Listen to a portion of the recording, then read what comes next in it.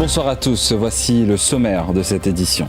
La famille de Steve Juliette refuse de croire qu'il est mort de cause naturelle alors même que le rapport d'autopsie tombé cet après-midi précise qu'il est décédé d'une insuffisance coronarienne et qu'aucune trace de blessure n'a été relevée.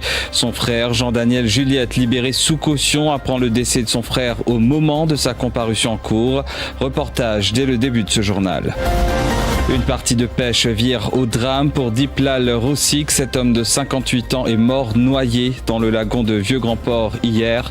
Sa fille, dévastée, parle d'une grande perte pour la famille. Son témoignage tout à l'heure. Les discussions entourant une éventuelle alliance électorale ont progressé. Affirmation de Paul Béranger à l'issue d'une rencontre avec Navin Ramgoolam et Xavier-Luc Duval à son domicile à Vacois ce vendredi. Le leader du MMM prévoit des développements additionnels d'ici la fin du mois de janvier. Le prince Harry sème la pagaille au Royaume-Uni avec des révélations qui s'avèrent fracassantes pour la famille royale britannique. Son livre, sur le point de paraître, revient sur les confidences et accusations stupéfiantes du duc de Sussex qui ont fuité avant la redoutée publication du livre d'Harry. Et la Gaming Arena est de retour et vous donne rendez-vous ce week-end au Codin Art Center pour la 2e édition. Il se rend plus de 150 gamers en action samedi et dimanche lors de cette compétition de jeux vidéo qui avait connu un franc succès en 2021. Voilà pour les titres. Bonsoir. La famille de Steve Juliette rejette la thèse de mort naturelle après son décès hier soir. Elle allègue que l'homme de 36 ans a été victime de brutalité policière lors d'une descente à Cité Sainte-Claire hier. Steve Juliette, père de 2 enfants, travaillait dans une boutique familiale et n'avait aucun casier judiciaire, affirment ses proches. Un deuxième drame qui s'abat sur cette famille en 2 mois. Son frère Jean-Daniel Juliette, libéré sous caution, apprend le décès de son frère au moment de sa comparution en cour. Shivani Venkatachelam Chinaman. C'est à son arrivée en cour de Pamplemousse ce matin que Jean-Daniel Juliette apprend la mort de son frère Steve, un véritable choc pour lui.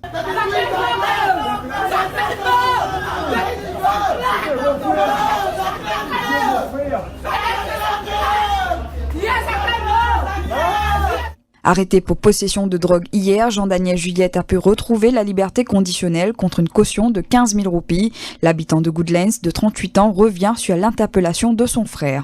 Non, je si je travaille dans la boutique, je peux travailler dans la base.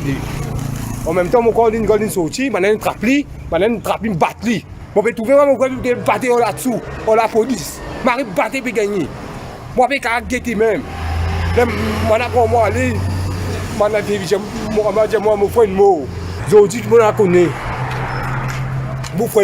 La mère de Steve allègue que son fils a été victime de brutalité policière et affirme qu'il portait plusieurs blessures. Partout ma prière, partout. Tout le monde tranquille, tout le monde vient, peut prendre, peut mettre dans le van, peut taper coup de pied, juste sur le paquet là, je peux risquer le paquet là, peut faire comme ça, peut faire. Je peux pas perdre mon grand perdre mon deuxième tour. Mais pas bon. Moi, maman, mon équipe fait mal, moi. Il y en a 2 bouts d'enfants là. Il me fait ça des bouts d'enfants. Des bouts d'enfants, puis il dit son papa. Ça fait ça. Steve Juliette venait de souffler ses 36 bougies le 1er janvier. Rien ne laissait présager qu'un tel drame allait s'abattre sur la famille, affirme son autre frère Jordan. Moi, si je me trouvais, j'aime la justice pour ça, parce qu'il y a un grand devenir. Parce que moi-même, il y a une pièce. Nous pouvons causer, nous pouvons expliquer, nous pouvons douleur partout. Qu'est-ce que ça fait, tu peux dire, nous pouvons douleur? Nous pouvons douleur, là, sur partie intime, il peut dire moi, il y a des cafés, tu sais, il y a des non. Il y a un man, un diaou. Sophie, il y a même un man blé. Puis quand il y a un innocent, il va concerner, on va faire la drogue qui va non. Sa sœur Célina est anéantie. Elle perd son frère Steve 2 mois après le décès de leur père. À cause de la loi, les autres l'Amérique se peuvent faire comme ça. C'est pas si ça. Parce que nous sommes les enfants du monde, non. C'est pas facile pour nous. Nous avons pas ça pour nos frères. Il va facile pour nous. Marie dire ça. Là, nous avons pleuré, nous avons comment nous poser pour moi, pas moi, moi, pleurer.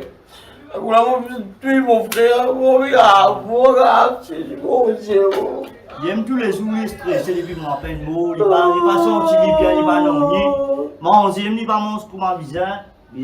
Steve Juliette laisse derrière lui une veuve et 2 enfants âgés de 13 et 7 ans. Ses funérailles auront lieu demain. Et je vous le disais, Steve Juliette est décédé d'une insuffisance coronarienne et aucune trace de blessure n'a été décelée. Conclusion de l'autopsie pratiquée par le docteur Sudesh Kumar Gangadine cet après-midi. Cet homme de 36 ans habitant résidence Sainte-Claire, Goodlands, est décédé à l'hôpital du Nord hier soir. La victime avait été interpellée le matin par Ladzu qui était à la recherche de son frère. Il a été relâché quelques minutes après. D'ailleurs, son interpellation qui a été filmée fait le tour des réseaux sociaux. Selon ses proches, Steve Juliette a été transporté d'urgence à l'hôpital vers 22h. Il ressentait de fortes douleurs. À ce stade, la thèse de foul play a été écartée par la police.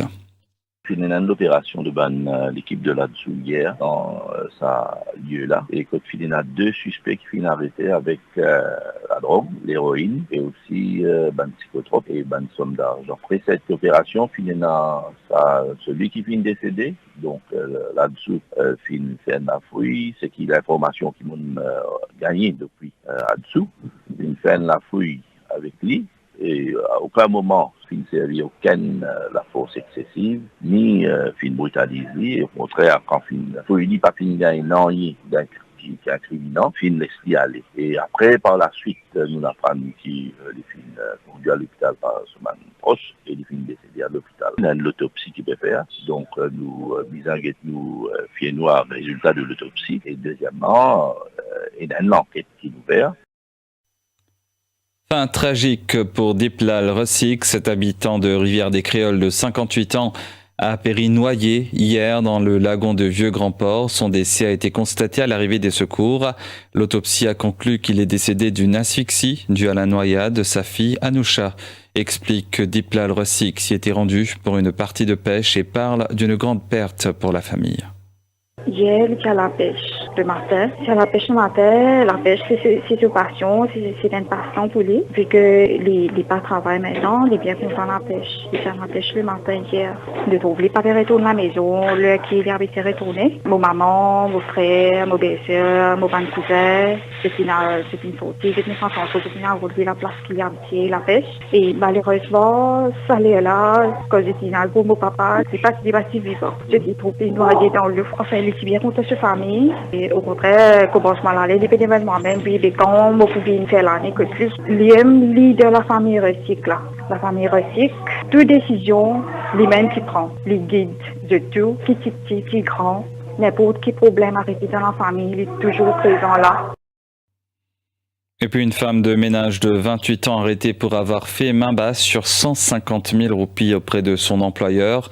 Selon une plainte consignée hier, le délit a été commis entre le 5 novembre et le 15 décembre 2022.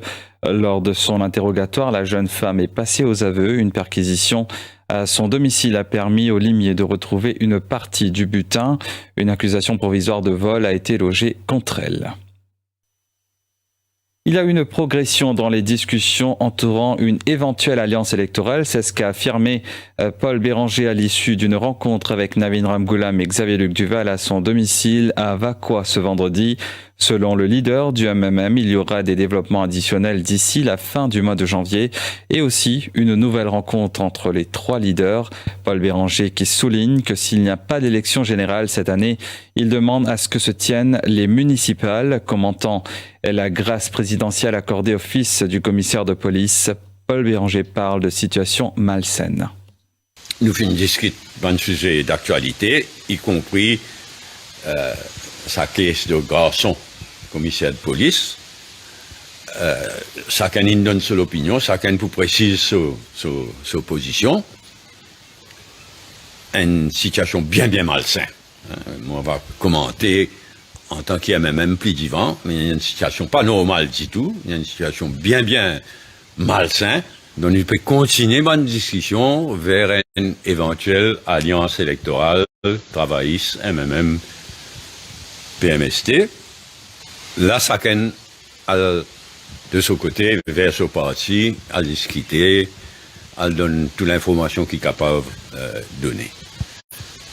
D'ici la fin de ce mois-là, de ce mois de janvier, là, pour un bon développement, Mais si pas pour une élection générale, ça l'année-là, il est indispensable qu'il y ait au moins élection municipale. Ils ont envoyé tout ça, renvoyé là. S'il y a eu une suspension de la sentence, alors la Constitution a été violée. C'est ce qu'affirme l'avocat José Moire, qui prenait la parole lors d'une conférence de presse de l'Union PEP mauricien cet après-midi. Il commentait la grâce présidentielle accordée à Chandra Prakash Singh Deep, le fils du commissaire de police. Vous le savez, a été condamné à 12 mois de prison. Or, il a seulement dû s'acquitter d'une amende de 100 000 roupies. Selon José Moire, la demande pour avoir recours au Privy Council avait été rejetée le 18 novembre et la grâce présidentielle, dit-il, est intervenue le 20 décembre selon ses renseignements. L'avocat est ainsi d'avis que la sentence a été suspendue et que Chandra Prakash Singh Deep n'a pas été convict. Il s'agit de l'intégrité du système, souligne l'homme de loi. D'après la section 75N de la Constitution, il existe des affaires qui cette section-là causée pour que le président capable d'accorder la grâce présidentielle, les causes convicted of any offense, ou bien un deuxième terme qui se servi de cette section-là, c'est punishment imposed. Et dans ces situations-là, le président est capable d'intervenir. Or, comme nos collègues Steven Indier, la sentence est suspendue. Ça veut dire qu'il n'est pas convicted. M. Deep n'était pas un convicted person. Et si c'est le cas, le président de la République, c'est pour ça que nous faisons le timing, parce que nous avons l'information qui nous déroule entre cette date-là, nous attendons une confirmation. Si, nous parlons conditionnel, si, au moment de la signature du président de la République de la grâce présidentielle, le 20 décembre, sa sentence-là est encore toujours suspendue par la Cour suprême, il pouvait dire que le président de la République viole la Constitution. Et aussi dans l'actualité, Sika Mauritius Limited, gérante de la clinique Walkin, perd son procès devant le Privy Council. Cela dans un jugement rendu le 29 décembre dernier. La compagnie Sika avait saisi le conseil privé pour contester la décision de l'Employment Relations Tribunal qui avait en 2018 donné gain de cause à 5 employés pour renvoi injustifié. Les 5 employés avaient retenu les services de l'avocat Shakil Mohamed. Et les réserves officielles internationales brutes de Maurice s'élevaient à 342,2 milliards de roupies à la fin du mois de décembre 2022. C'est ce qu'indiquent les dernières données de la Banque de Maurice. Ce montant est synonyme d'une baisse de 30,5 milliards de roupies par rapport à la période correspondante en 2021, qui des réserves à la fin de novembre 2022, elle affichait un montant de 294,7 milliards de roupies et les réserves représentent ainsi 16,1 mois d'importation. La suite de ce journal après cette page de pub.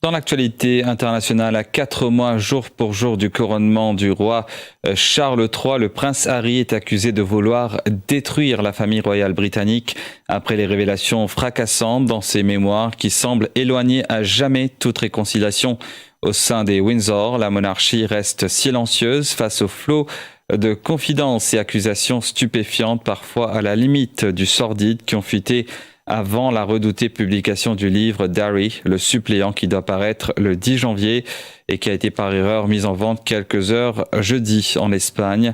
Et son contenu va encore plus loin que ce qui était craint. Le point avec Jean-Luc Émile. Personne n'est épargné dans la mission brutale de Harry de démolir la famille. titre le tabloïd The Daily Mirror. The Sun accuse le prince exilé en Californie d'avoir jeté sa propre famille sous un bus pour des millions de dollars. Rien ne peut justifier la voie destructrice et vengeresse qu'il a choisie. Le Daily Mail est Triari qui a choisi de cracher autant de poison que possible et son livre méprisable. Les médias semblent avoir du mal à sélectionner les extraits les plus choquants, tant il y en a dans ce livre de plus de 500 pages. Le plus destructeur concerne sans doute son frère William, l'héritier du trône, car il qualifie, selon les extraits publiés dans la presse, d'ennemi juré. William m'a attrapé par le col, arrachant mon collier et m'a fait tomber par terre, relate Harry, selon The Guardian. Pour l'expert de la famille royale, Richard Fitzwilliam, le pire dans le livre est bien la manière dont William est dépeint, quelqu'un qui a trahi sa confiance. Dans ses mémoires, Harry explique aussi s'être opposé avec William au remariage de leur père avec Camilla, désormais reine consort, craignant qu'elle ne soit une vilaine belle-mère. Le prince livre sans filtre des confidences personnelles. Il avoue avoir pris de la cocaïne, avoir tué 25 talibans lors de ses missions en Afghanistan, décrit sa perte de virginité, raconte avoir consulté une femme qui lui aurait permis d'entrer en contact spirituel avec sa mère Diana, décédée en 1997 dans un accident de voiture à Paris. Malgré tout ce qui est écrit dans le suppléant, Harry redit dans son entretien à ITV, qui sera diffusé sur TF1 dimanche également, vouloir la réconciliation avec sa famille, mais d'abord, il faut établir les responsabilités, dit-il. Et puis, les autorités mexicaines ont arrêté hier Ovidio Guzman, fils du baron de la drogue emprisonné aux États-Unis, El Chapo Guzman, le fils du célèbre trafiquant de drogue, a été capturé dans la ville de Culiacán, dans le nord-ouest du pays. L'arrestation d'Ovidio Guzman, 32 ans, a déclenché d'intenses échanges de coups de feu entre les forces de police et des hommes en armes à Culiacán et d'incendies de véhicules. Un garde national a été tué et 28 personnes hospitalisées, a déclaré le gouverneur de l'État de Sinaloa, Rubén Roca.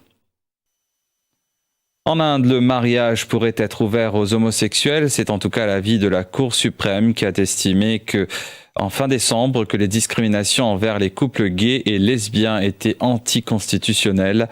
La plus haute juridiction du pays a donné jusqu'au 6 décembre au gouvernement pour répondre à sa décision, mais les hindous ultranationalistes et conservateurs au pouvoir y sont très opposés. C'est un événement qui s'annonce grandiose pour les gamers de Lille. La Gaming Arena est de retour et vous donne rendez-vous ce week-end au Codan Art Center pour la 2e édition. Ils seront plus de 150 gamers en action samedi et dimanche lors de cette compétition de jeux vidéo qui avait connu un franc succès en 2021. Cette année encore, 4 jeux seront proposés aux gamers, dont Tekken 7, FIFA 2023, Apex Legends et PUBG Mobile, une initiative de Sports Faction en collaboration avec le Défi Media Group qui proposera dans la foulée des gaming exhibitions, cosplay contest, BD, manga expo et photo booth aux visiteurs. Voilà, nous sommes arrivés à la fin de cette édition. Merci de votre fidélité au quotidien et très bonne soirée à tous.